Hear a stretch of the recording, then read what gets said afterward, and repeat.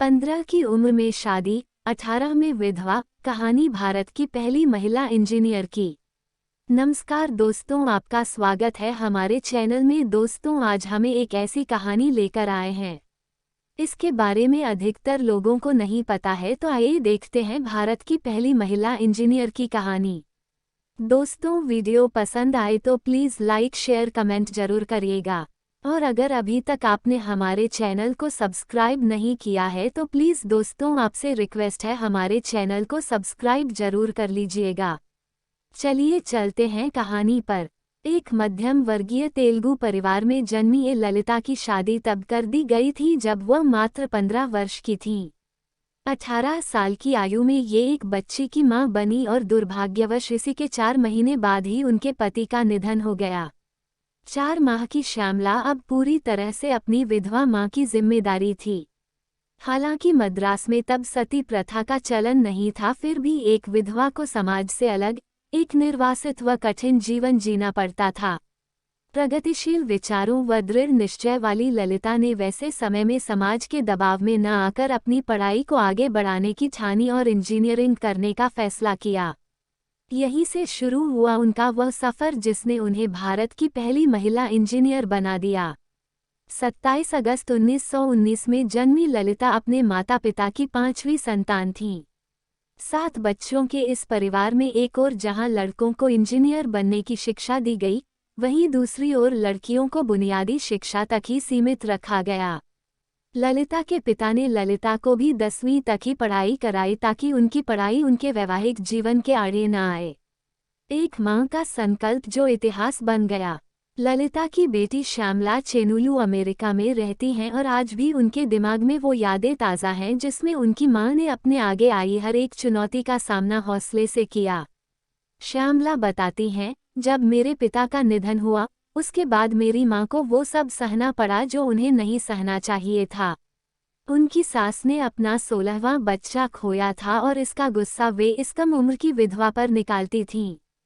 परिस्थिति से जूझने का यह एक तरीका था और मैं आज समझ सकती हूँ कि उन पर क्या बीत रही थी। हालांकि मेरी मां ने सामाजिक दबावों के आगे न झुकने की ठानी। वो आगे पढ़ना और एक अच्छी नौकरी पाना चाहती थीं। उन दिनों चिकित्सा की पढ़ाई औरतों के बीच प्रचलित थी, पर इस प्रोफेशन में आपको 24 घंटे उपलब्ध रहने की आवश्यकता पड़ती है और ललिता ऐसी नौकरी में नहीं जाना चाहती थी जिसमें उन्हें अपनी बेटी को बीच रात में छोड़कर निकलना पड़े। उन्हें 9 से 5 बजे वाली नौकरी ही चाहिए थी जिससे वे अपना बाकी का समय अपनी छोटी बच्ची के साथ बिता पाए। अपने पिता और भाइयों की तरह ललिता ने भी इंजीनियर बनने का फैसला किया। ललिता के पिता पप्पू सुब्बा राव मद्रास विश्वविद्यालय के college of engineering, Guindy CEZ में इलेक्ट्रिकल इंजीनियरिंग के प्रोफेसर थे। उन्होंने वहां के प्रधानाचार्य केसी चाको, पब्लिक इंस्ट्रक्शन के निदेशक आरएम स्ताथम से बात की। दोनों ने इस कॉलेज में एक महिला को दाखिला देने का समर्थन किया। ये सीईजी के इतिहास में पहली बार होने वाला था। श्यामला बताती हैं, लोगों की सोच के विरुद्ध कॉलेज के विद्यार्थी का रवैया बहुत सहयोगपूर्ण था। सैकड़ों लड़कों के बीच वह अकेली लड़की थी, पर उन्हें कभी किसी ने असहज नहीं होने दिया। वहां अधिकारियों ने उनके लिए एक अलग हॉस्टल का प्रबंध भी किया। जब वो कॉलेज की पढ़ाई पूरी कर रही थी तब मैं अपने अंकल के पास रहती थी और वो सप्ताह के अंत में मुझसे मिलने आया करती थीं। 1940 में अपनी पढ़ाई शुरू करने के कुछ महीनों बाद ही ललिता ने शिकायत की कि उनके हॉस्टल में उन्हें अकेला महसूस होता है, हालांकि कॉलेज में उन्हें कोई परेशानी नहीं थी। ऐसे में उनके पिता ने अन्य महिलाओं को इंजीनियरिंग करने के लिए प्रेरित करने और सीईजी में महिलाओं के दाखिले का प्रचार करने का काम किया। जल्द ही लीलम्मा जॉर्ज और पीके त्रेजिया ने सिविल इंजीनियरिंग के कोर्स में दाखिला लिया। वैसे तो दोनों ललिता से 1 वर्ष जूनियर थीं, पर फिर भी ये तीनों एक साथ ग्रेजुएट हुए।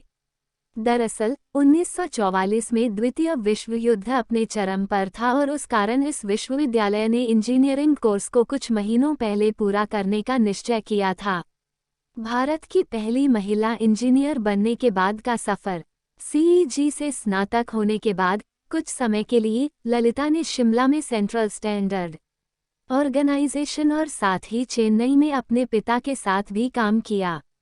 ललिता, त्रिजिया और लीलम्मा के स्नातक होने पर इनके लिए सीईजी को अपने पहले से छपे हुए प्रमाण पत्रों में ई को हटाकर शी लिखना पड़ा था।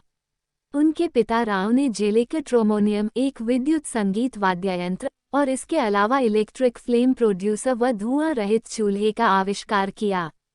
ललिता इस काम के दौरान अपने पिता के साथ थीं, लेकिन अपने पिता के वर्कशॉप में 9 माह काम करने के बाद ही ललिता आगे बढ़ने के अन्य रास्ते तलाशने लगी और जल्द ही कोलकाता के एसोसिएटेड इलेक्ट्रिकल इंडस्ट्रीज में काम करने लगी।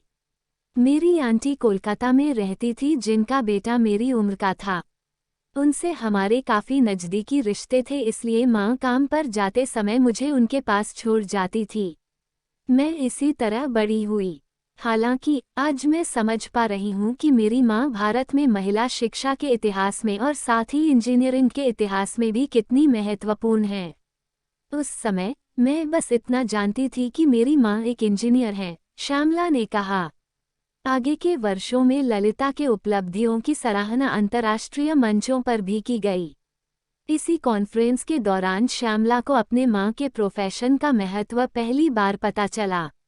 श्यामला कहती हैं, उनके जीवन से मैंने कुछ सीखा है तो लोगों के प्रति उनका असीम धैर्य और बोलने के बजाय कर दिखाने का उनका गुण।